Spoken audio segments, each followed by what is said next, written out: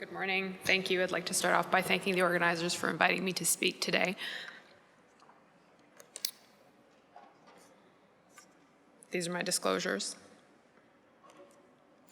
As we all know, Clostridium difficile is an anaerobic gram-positive rod bacterium. We know that it's the leading cause of hospital-acquired infectious diarrhea in North America, and the incidence of C. difficile infections has increased. It's almost doubled between 2001 and 2010. In 2001, there was 4.5 cases per 1,000 discharges, and more recently in 2010, there's over 8 cases per 1,000 discharges reported. Not only is the incidence of C. difficile infection increasing, but we're also seeing more drug-resistant and more virulent strains of C. difficile more recently.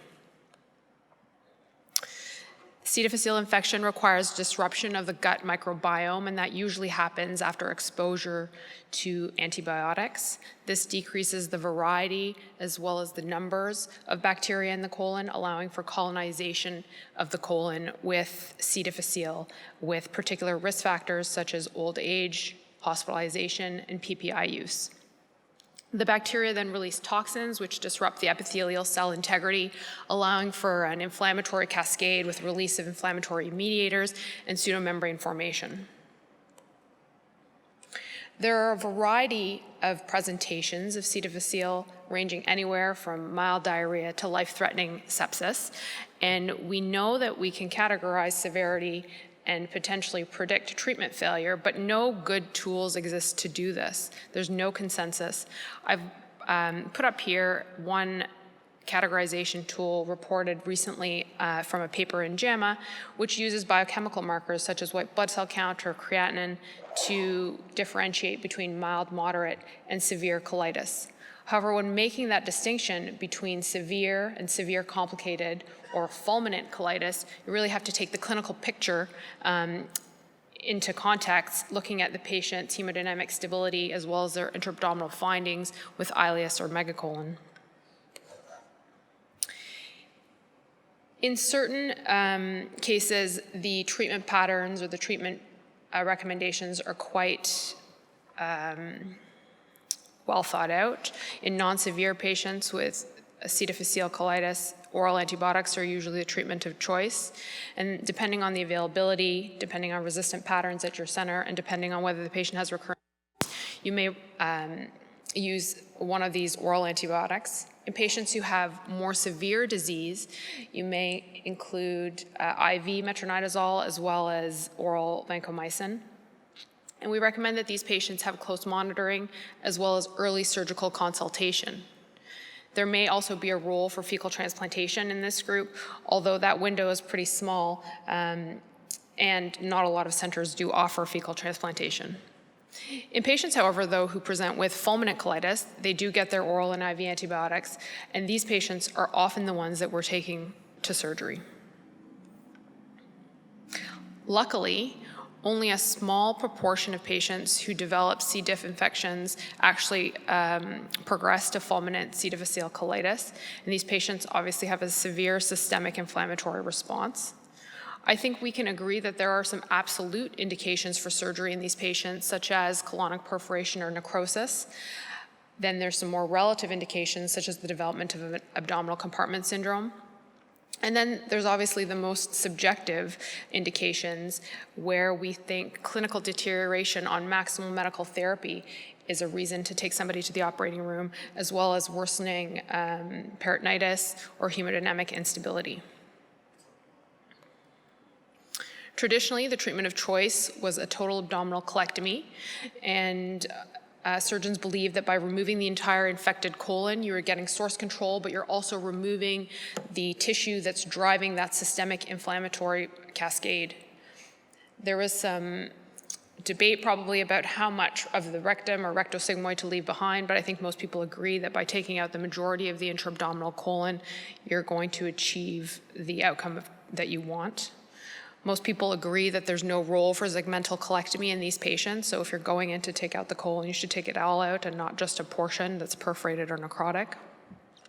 But we do know that these patients have a very high postoperative morbidity and mortality, and these patients have low rates of restoration of intestinal continuity once they get over their colitis. So in 2011, a group out of the University of Pittsburgh described loop ileostomy with colonic lavage. They described the creation of an ileostomy in a minimally invasive fashion, and intraoperatively, they placed a Foley catheter in the efferent limb of the ileostomy and irrigated 8 liters of warmed polyethylene glycol solution and collected this solution via a rectal tube. Then the patient was taken to the intensive care unit for further monitoring, where they received efferent limb flushes with vancomycin for anywhere from 10 to 14 days. The authors hypothesized that by diverting the fecal stream, they would deprive the luminal flora of nutrition, and that this extensive irrigation would then remove both the bacteria and the toxin from the colon. And then finally, antibiotics delivered directly to the large intestinal lumen would further decrease the concentration of bacteria there.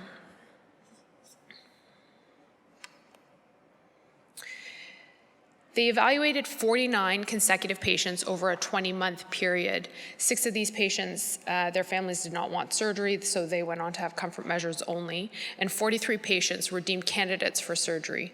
One of these patients ended up having a total abdominal colectomy and ileostomy right away, as the surgeon was unaware of the study. So that left 42 patients who went to the operating room and had a loop ileostomy and their colonic lavage. One of the patients immediately went on to have a colectomy after the lavage because they developed an abdominal compartment syndrome in the operating room. And 41 patients then had their loop ileostomy and lavage and went to the intensive care unit for further efferent limb flushes with antibiotics. One patient came back to the operating room 12 hours later for a colectomy because they developed abdominal compartment syndrome.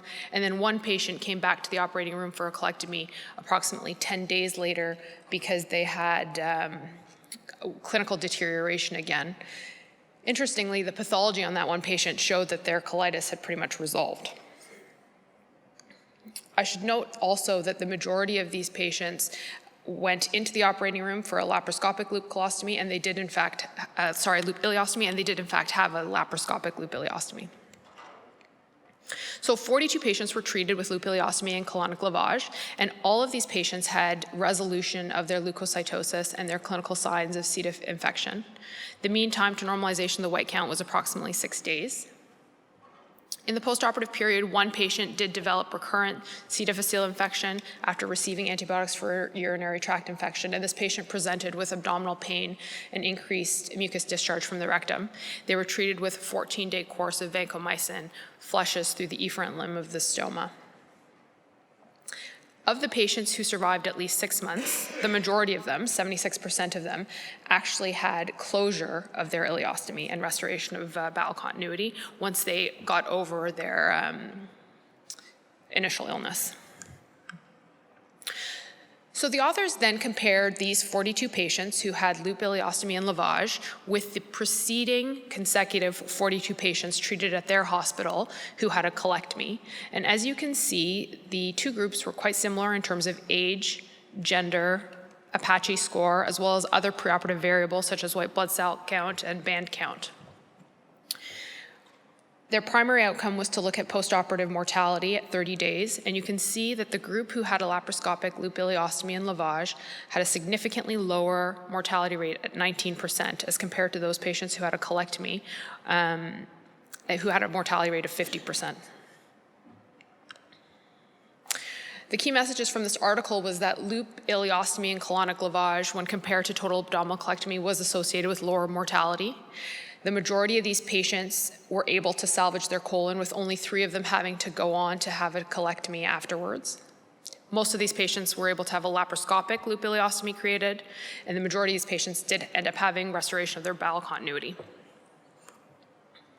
The authors also suggested a prediction tool to add to the list of prediction tools that already exist, and a severity scoring system. And they placed a lot of weight on both the cardiovascular and respiratory failure, trying to include more of the clinical picture when we're predicting which patients are going to fail medical management.